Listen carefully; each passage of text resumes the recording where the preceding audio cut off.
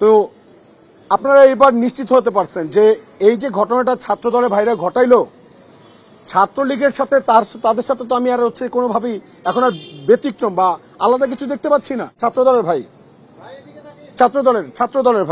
ছাত্র দলের সমর্থিত প্যানেলের লোকজন তারা প্রচারণা করাচ্ছে লিফলেট দিয়ে। আমার কাছে দুইটা ভিডিও আমি আপনাদেরকে এখন ইনস্টার দিয়ে দেবো, আপনার পেজে ঢুকলে পাবেন।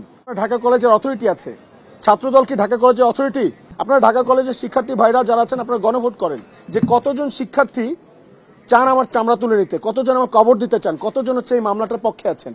বহিরাগত কোনো ব্যক্তি এসে সে লিফলেট বিলি করবে, কিন্তু তাকে জিজ্ঞেস করা যাবে না আপনার ক্যাম্পাস কোনটা বা আপনার ডিপার্টমেন্ট কোনটা, আপনার হল কোনটা। এটা আমার অপরাধ, আমি জিজ্ঞেস করেছি। তারপরে কথা সে ব্যক্তি পরিচয় দিয়েছে সে রোকেয়া হলে থাকে, এটা তো সাফ। এটা কি তাকে জিজ্ঞেস করা যাবে না সে কোন হলে থাকে? রোকেয়া হলে থাকে বলতেছে, রোকেয়া হলে থাকে আমাদের বোনেরা, রোকেয়া হল আমাদের বোনেদের হল। এটা যদি একজন হইতো তাহলে একটা কথা ছিল, একাধিক ব্যক্তি এরকম কাজ করছে। তো আমরা তো নিরাপদ ক্যাম্পাস চাই, নিরাপদ ক্যাম্পাসের কথা বলছি। ইভেন অনেক নেতাকর্মীরা যারা মানে বিভিন্ন দলের এজেন্ডা বাস্তবায়ন করার জন্য ডাকসু প্রার্থিতা করছে, তারাও তো বলছে যে নিরাপদ ক্যাম্পাস দিবে, নিরাপদ ক্যাম্পাস দিবে। নিরাপদ ক্যাম্পাস আসলে কিভাবে দেবে? বহিরাগত এনে তারপর ক্যাম্পাস দিবে? যে বহিরাগত বলছে যে আমি রোকেয়া হলে থাকি, যে বহিরাগত তার ক্যাম্পাসের বোনেদের মান সম্মান নষ্ট করছে। আমি শুধুমাত্র যে চোর চুরি করতে এসেছে তাকে ধরিয়ে দেওয়াটা কি আসলে অপরাধ হয়ে গেছে? এখন পুলিশ চোরকে না ধরে যে অভিযোগ জানিয়েছে তাকে ধরবে পুলিশ, এটা দায়িত্ব। তো তারই পরিপ্রেক্ষিতে দেখলাম যে ঢাকা কলেজের ছাত্র দলের কর্মীরা শাহবাগ থানায় আমার বিরুদ্ধে নাকি মামলা করেছে। ওয়েল, এইটা খুবই একটা জেন্টাল অ্যাপ্রোচ যে তারা কোন রকম মব ভায়োলেন্সে, যেটা আসলে আমরা দেখি যে বাংলাদেশে এখন বিভিন্ন জায়গায় মব ভায়োলেন্স হচ্ছে, তো সেই জায়গায় তারা মব ভায়োলেন্স না গিয়ে তারা একটা আইনি প্রক্রিয়ার মধ্যে গেছে, সেটা আসলে তাদেরকে অসংখ্য ধন্যবাদ। কিন্তু এই যে কাজটা ঘটিয়েছে, যে কাজটা ঘটেছে, আসলে এখানে দায়টা কার, দোষটা কার? আমার দোষ?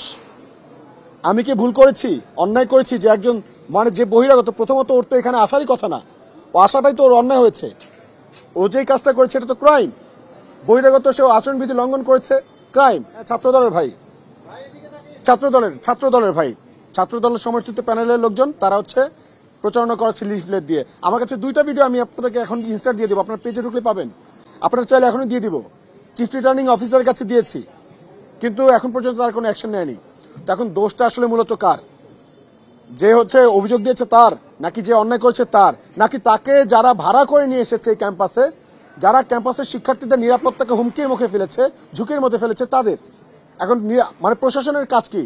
তারা কি এটা বিচার করবে, নাকি তাদের শিক্ষার্থীদের উপরে এরকম মামলা করবে, মব করতে যাবে, কেউ মারার হুমকি দিবে, সেটাকে তারা প্রশ্রয় দিবে? প্রশাসনের নির্লিপ্ততা কেন? তারা আসলে ডাকসুর এই নির্বাচন খেলা যেটা এখন দেখতেছি, আসলে এটা কেন করছে তারা? তাদের এজেন্ডা কি? তারা কার মদতে এগুলো করছে? এইটা এখন প্রশ্ন হয়ে দাঁড়াইছে আমাদের। কলেজকে আপনারা যদি মনে করেন ঢাকা কলেজের সুনাম ক্ষুণ্ণ হয়েছে, আপনার ঢাকা কলেজের অথরিটি আছে। ছাত্রদল কি ঢাকা কলেজের অথরিটি? ঢাকা কলেজের অথরিটি আছে। আপনারা সকল শিক্ষার্থীরা মিলে যান ঢাকা কলেজের অথরিটির মাধ্যমে, আপনারা মানে ঢাকা কলেজের প্রতিনিধিরা গিয়ে মামলা করুক আমার নামে, কোনো আপত্তি ছিল না। কিন্তু ঢাকা কলেজের সকল শিক্ষার্থীদের নামে তারা গিয়ে মামলা করতেছে, তারা মব করতেছে, এটা তো ভয়ঙ্কর একটা বিষয়।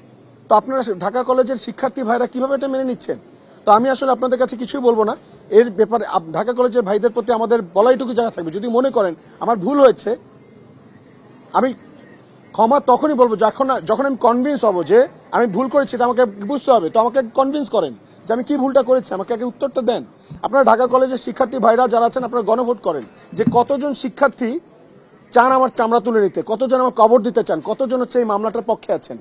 এবং যদি মনে করেন যে ঢাকা কলেজ, ধরেন আজকে ঢাকা বিশ্ববিদ্যালয়ে যে ঘটনা ঘটলো, এই ঘটনা তো ঢাকা কলেজে ঘটতে পারে।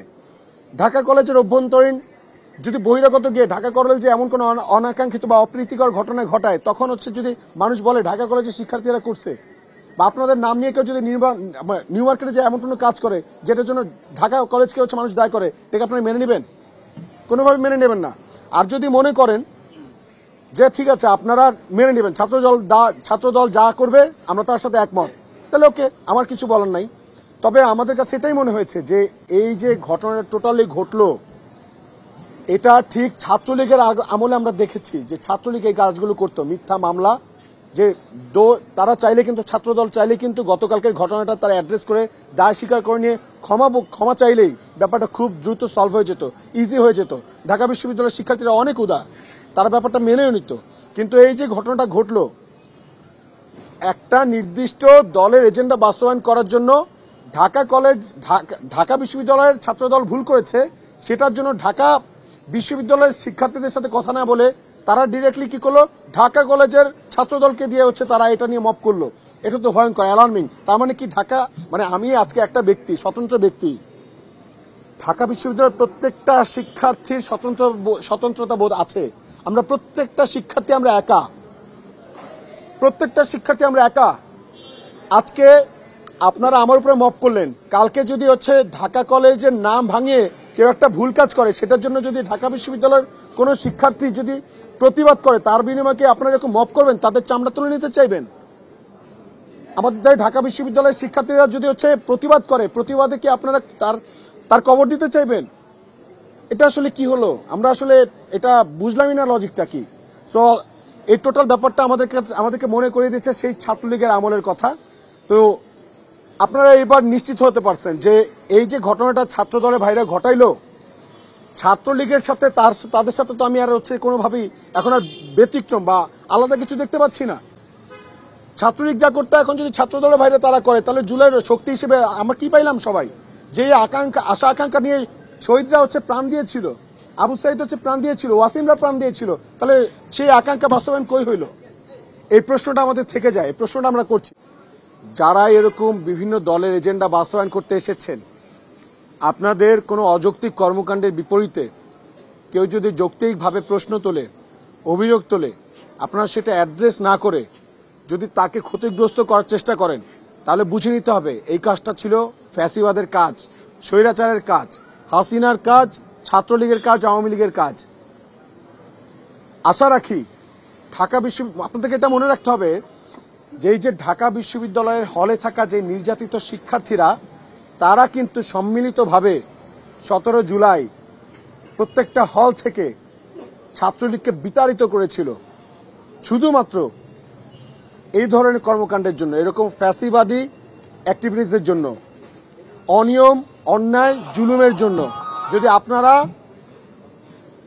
আবারও সেই ফ্যাসিবাদকে ফিরিয়ে আনতে চান, তাহলে কিন্তু মনে রাখতে হবে যে ঢাকা বিশ্ববিদ্যালয়ে যারা জুলাই অভ্যুত্থানের শক্তি ছিল, তারা কিন্তু সবাই সচিবালয়ে যায়নি, তারা এখনো লাইব্রেরিতে আছে। তারা যে কোনো সময় রাস্তায় যদি নেমে পড়ে, আপনাদের কিন্তু তাদের সাথে মোকাবেলা করতে হবে।